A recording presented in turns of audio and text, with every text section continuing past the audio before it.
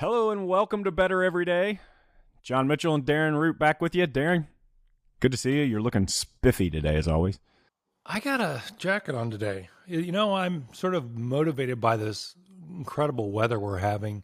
You know, crisp mornings and time to put sport coats back on. I haven't really worn sport coats since pre-pandemic to speak of, so it's kind of fun. You know, our motivations are different because I'm motivated too, and I've got a sweatshirt with a hood on. So the weather motivates me too, but a little differently. Well, I just came back from a place where, you know, they're wearing a lot of sport coats and stuff, so.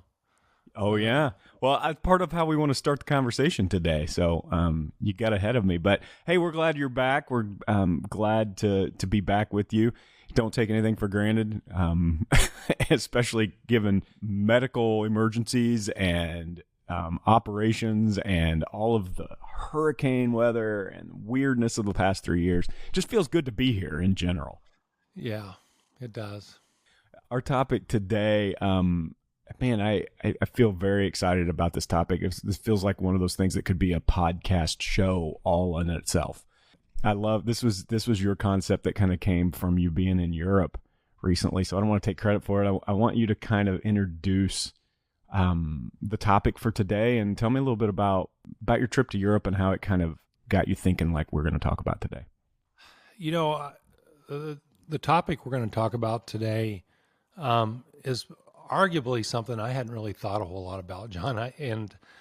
So sort of to set the stage, I took my two sons to Paris, and neither one of them had ever really been to London or Paris. You know, I had the opportunity that, you know, they're adults. I had the opportunity to introduce them to sort of Paris and Europe and just that whole experience. And then we took the channel over to London, and we were sort of trying to time getting to London. We were going to London specifically for the Laver Cup tournament, which we didn't realize when I bought the tickets was going to be Roger Federer's, one of my favorite tennis players of all time, behind Bjorn Borg.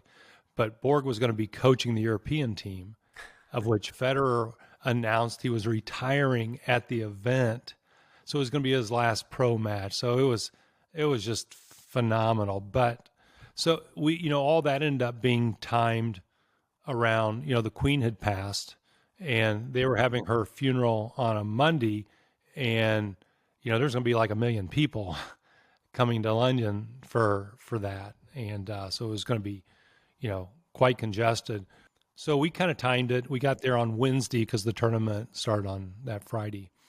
But, you know, there was so much coverage, John, about the Queen over there and such an outpouring of, you know, just love and support. And, you know, not to go on too long about this, but, you know, I kind of came from a number of years ago. Why do they have the monarchy over here? I mean, what's the point of this whole thing? Because they really don't have any power. And when I was in London, I heard, you know, I watched the BBC. I actually watch the BBC all the time over here because it's not Fox, it's not MSNBC, and it's not CNN. So yeah. I really like the BBC, especially their world news. And anyway, the broadcaster said, you know, the monarchy, the Queen particularly, has always been about influence, not power. And I'd never thought about that. I mean, in America, we're all about power and politics, right? And she lived her life on the throne for 70 years and created this enormous amount of influence, which you could really see, you know, as it related to her funeral and all of that. You know, I guess I didn't really think so much about the difference between those two concepts. And when I heard it, it was profound. Yeah. You know, here, while you were gallivanting around Europe, I was here in the Midwest, and the other side of the pond. That's right. I'm on the other side of the pond, the muddy side. And I turned on the Today Show one morning. It was shortly after the Queen had passed, maybe a couple days. You were there already, and the news went like this: the Queen died. It's rough, but football's starting. And immediately in America, the conversation was sad that this lady died. Now it's time for football. To be honest, the coverage has been about her as a celebrity. It's at least the American coverage, from what I've seen, they're celebrating her. I think in some ways we don't know why. Why was Queen Elizabeth such an important fixture in American culture? And I think you're really hitting on something important for just culture in general, but in American culture specifically, that have valued power over influence. And I mean, I think about it in my life. I've seen my friends had dads especially who ran their families based on power and not influence. Dads who showed up when it was time to discipline and then went back to work. And I didn't have one of those. I had a different experience. My dad was very much about influence, and less about power. But we still struggle in America with this concept that if we want to lead, if we want to move things forward, if we want to move an organization or a country forward, then what we really need is power. We need control.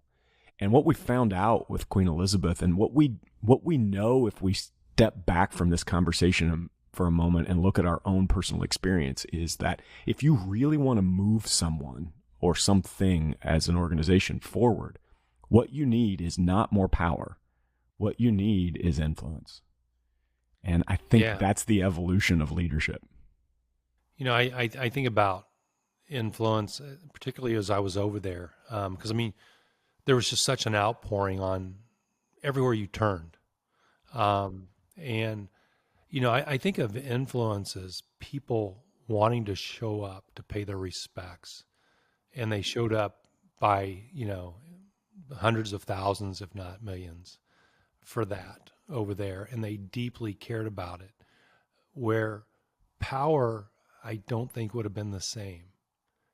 So it feels to me like when you have influence, and I think when you have influence, you don't even know that you have influence necessarily. I think it's more organic than that. People show up, they recognize that, and they show up for that. I mean, when you think about the Queen, for 70 years, she, was the same person, caring about the same set of values. We can all debate what the right values are and how we want to live and stuff. But man, she set the bar high for the people, of England and probably the Commonwealth, generally speaking. Yeah, when we started talking about this, Darren, I wrote down this sentence because I can't quite formulate exactly how I feel about it, but I feel passionate about this for my own personal life. And I realized that those in my life who have pursued power, that have been leading me, it's usually about this selfish pursuit of a better posture for that person, of a better position for that person to have, whether it's, if you get a leader who is pursuing power, even in the name of leading the organization, it's usually about elevating themselves. And when you find a leader who is not pursuing, I think you're totally right. The idea of influence comes sort of as a byproduct of caring about people who are in your charge. People who when you look to elevate the people that you're leading, the byproduct is influence. And when you look to yield or wield power over people you're leading, the byproduct is control. The byproduct is compliance. And those two things could not be more different when it comes to actually moving things forward, when actually changing people's lives and making an impact on the people around us. I think that's the thing. I think we have a tendency to think it's about power, and it's really about influence. And, you don't have, it was funny because I don't know if it was broadcast over here, but over there, she was up at Balmoral, and they were doing an interview or something when they put the new prime minister in, which was like 2 days before she died. But she had a pillow that says "It's good to be queen" at Balmoral. That's awesome. I thought that was awesome. She may be the only person who could actually pull that off. Say that. But it's just, I'm distressed about American politics, just generally speaking, because everything's about power, and we don't really, as a country, for us to get unified right now, it feels like people say, "Oh, you have to go to war or something for us to all care about a common goal." This whole idea of influence, and this you don't have to be queen to have influence. I mean, I feel like I have a lot of influence just in my family. You have influence in your family. We have influence in the people we work with. They have influence on us. I know that I probably told this story before, but I have this physician in Indianapolis. It's more of a concierge doc, but he plants these little seeds with me about reading this or that, and he just has this quiet influence. He doesn't tell me why necessarily. He lets me go figure a lot of that out on my own. But he just has this influence, and I feel it from him. They say one of the very first questions that we ask in our mind, whether we know it or not, about authority, whether we can articulate this or not, as a young person, the very first questions is, do you care about me? It's one of the very first questions that we ask. And they say that it's a survival mechanism. It's a very animalistic part of our brain that says, I'm only going to follow you for real if I get the sense that it's in my best interest, that you care about my well-being.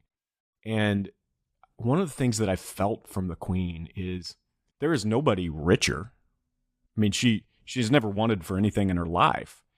And in what that does to powerful people is that it often removes them and separates them from the people who need to be elevated, the people who are the poorest of the poor. But in her case, it was those very people, the people who were as far from her in terms of lifestyle as possible, were the very people bringing flowers and crying.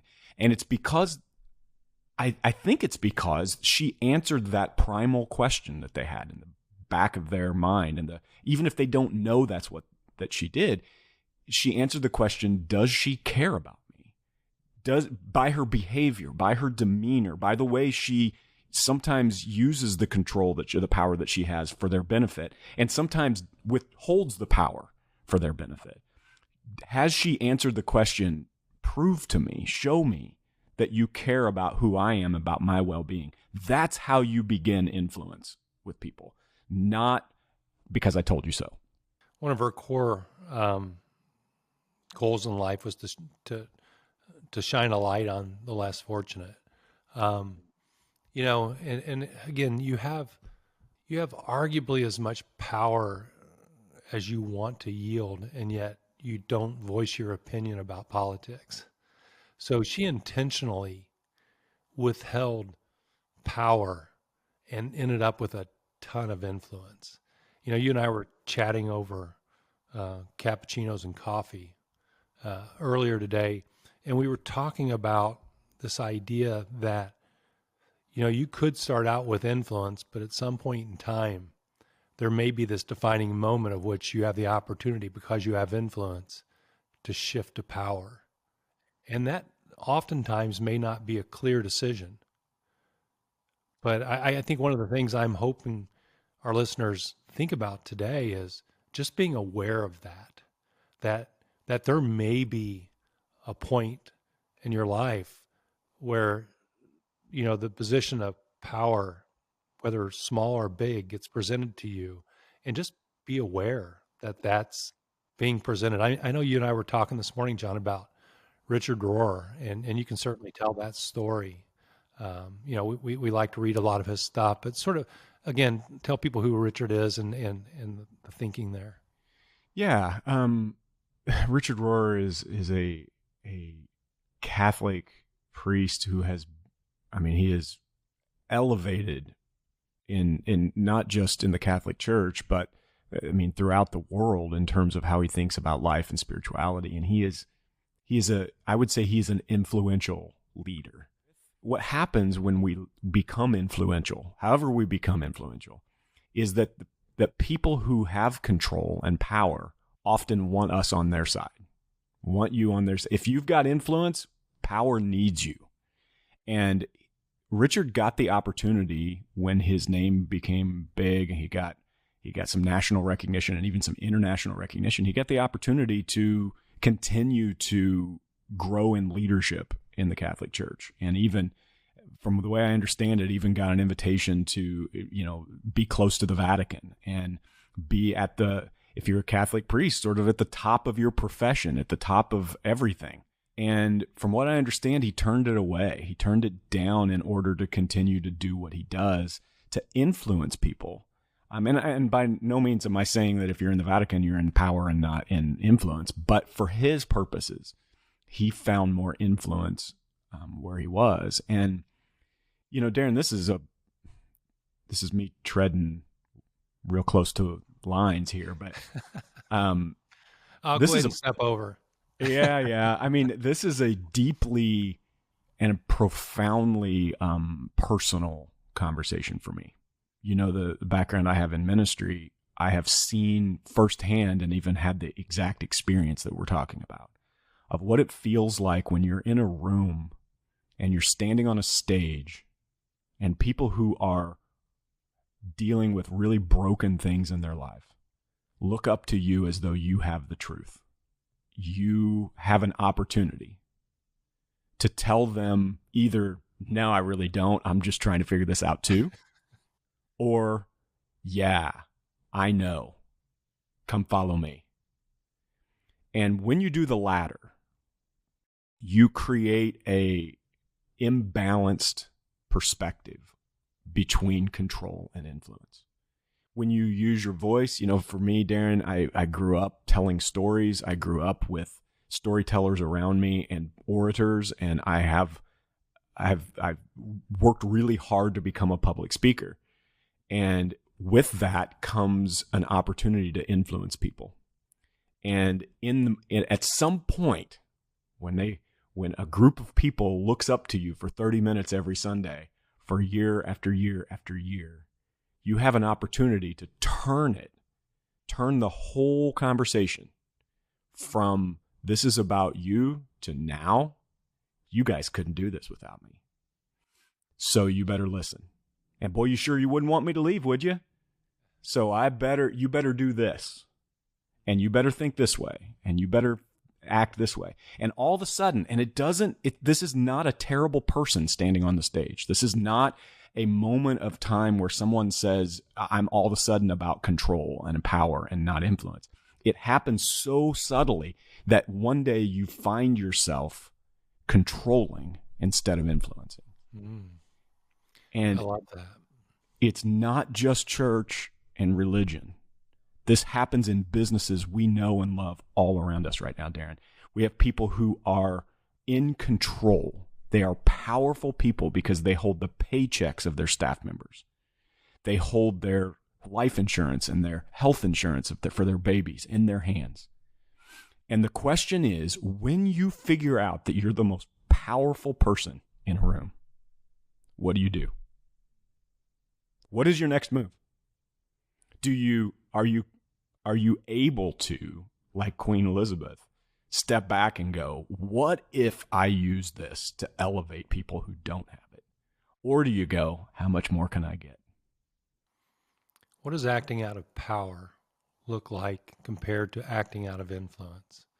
I mean, I think that's the question that we have to ask ourselves. What you just described feels like you start with influence and then you end up in power. And then you exercise the power because you want people to do a certain thing. For me, it feels like influence. I think about my kids and, I just want to be a guide, somebody who can help them find their journey, not necessarily beyond mine. And sort of that, I think that's how I sort of think about the Queen.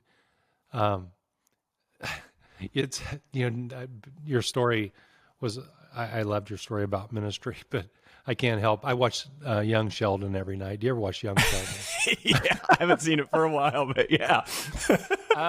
Michelle and I watch it. We watch it every night, So Young Sheldon's in church with his meemaw and his mom. His dad didn't go, and he always raises his hand.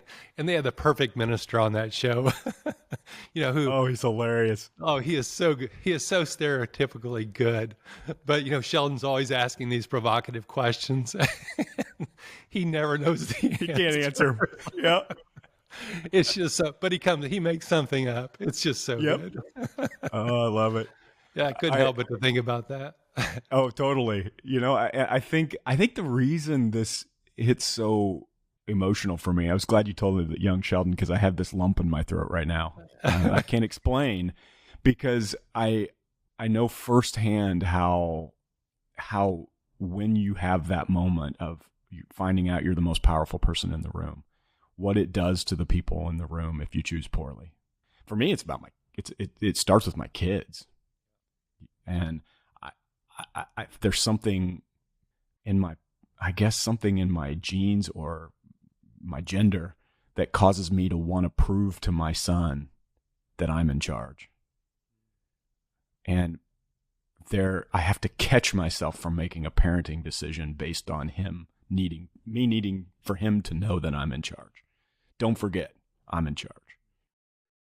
Highly speculating right now, so I know nothing about this topic. So I'm just going to preface with that. But it feels like... Welcome to the podcast. Right. It feels like as males were more predisposed to going after power, would the king for 70 years have been the same as the queen for 70 years? I don't know. Well, we can look back at history and see good and bad both. But if we're just honest, there seems to be some sort of a predisposition in men to need or want power. It's caused problems throughout history, not that women haven't, but when I think about Queen Elizabeth, there is a strength in her that I can't help but think comes a little bit from what she's had to endure as someone who has had to deal with being a woman in a man's world. And that strength, it could have made her mad, it could have made her selfish, and instead it made her resonate, even with all the money and the dripping jewels, made her resonate with people who are oppressed and people who are broken. And man, I think it's even harder for men, and I don't know why. You stepped in it, so I'll agree with it. But I think this is something that men throughout history have dealt with, and it is time to evolve. It's time to look ourselves in the mirror and go, do I have a problem with the pursuit of power instead of influence? I think what I'm hoping our listeners take today, at least from us, John, is just that there are these two different things. I'm not sure that I had really spent a whole lot of time thinking about that until I heard it in London and realized glaringly that there's a difference between those two. I think to the point that you made to me, Coffee, this morning, man, the more influence you end up developing, the more people are going to want you to shift to power, those with power, because they're going to want you on their side. And this doesn't have to be a huge thing. It can be very much your own little tribe. It could just be your place of work. Could be your family. So just think about those things, I think is what we're after today. Darren, there's a renewed global pursuit for significance amongst human beings right now. And I think I don't think it's an exaggeration to say it's at least partially global, where we've been through a pandemic, we've seen natural disasters, we've seen political issues, We've seen war, and people are starting to say, what are we doing? What is this? When you see people lined up and traveling to pay homage to a human being who gave her life for influence instead of power, you start to go, maybe this is what I should be doing with whatever little control I have, whatever power I have, I should be turning into influence. I think about my grandpa. He was a meat cutter at Kroger, and he had no power. He's about 5'4". I don't know what you call it now. Then, he was called a hunchback. He had a problem with his spine, and he was a pastor of a church of about 20 people for his whole life, and he cut meat. And I'll never forget being at his funeral and the people saying, has anybody looked outside? There's a line down the sidewalk in Plainfield, through the parking lot, and all the way downtown Plainfield. We were there for like 6 hours for a 1-hour funeral. Because he was powerful?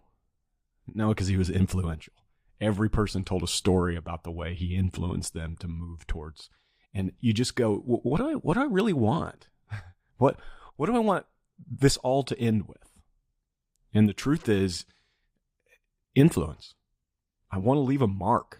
And power doesn't do it. It takes influence. The word that just comes to mind for me is the word integrity. Maintaining that integrity over a long period of time. That's what people see. I think it's what people saw in the Queen.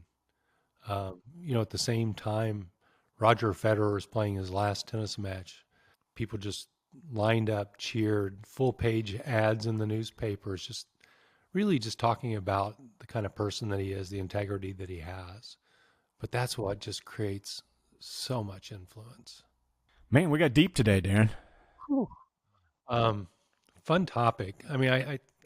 This one I think really resonates with both of us. Really does. My guess is you haven't heard the end of it. This feels deeply personal and also really relevant. Man, you're trying to make changes inside your company if you're a leader. Any kind of change you're trying to lead, we know telling people to change to something usually doesn't work. Telling them to trust you because of leadership that is based on influence is really the way to motivate people to move to something. And I think we got to keep talking about it. Politics, not to get into politics, but politics is just so screwed up. We almost made it through the whole podcast, Darren. Yeah, that's a good point. But it is. It's just screwed up, and it's all about everybody striving for power. And we got to get back to integrity and influence and a different way of life, because what we're doing right now is not working. Very true. Hey, wherever you go today, whatever you're doing, when you find yourself with power, pause. Just stop today. Whatever that power is, if you're leaving a tip for the waitress, if you're got a parenting decision, or if you're in a board meeting, whenever you've got power, stop to say, what do I want to do with this? Do I want to influence people? Do I want to move forward? Or do I want just control? Maybe that's the first step. Darren, it was fun. Hey, thanks for listening. Keep listening. Keep helping us figure out how to get better every day. And we'll keep coming at you. Thanks for listening. See you, Darren. Thanks, guys.